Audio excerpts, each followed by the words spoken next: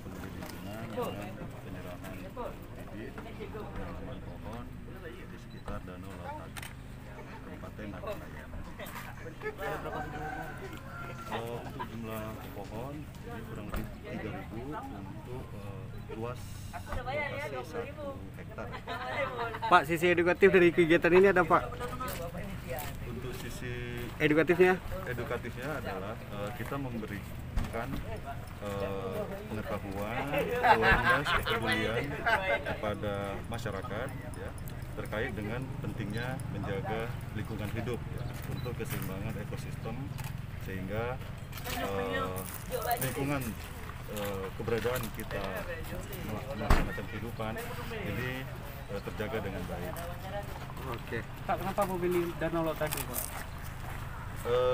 Danau Laut Tadu ini merupakan salah satu kawasan wisata yang baru dibuka sehingga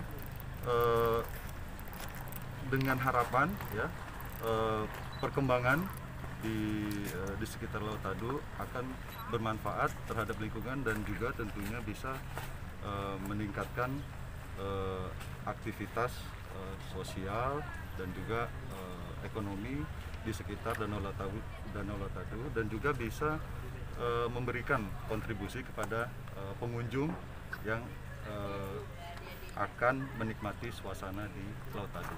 Pak, satu Pak, terakhir Pak, pesan moral yang ingin disampaikan Pak dari kegiatan ini Pak?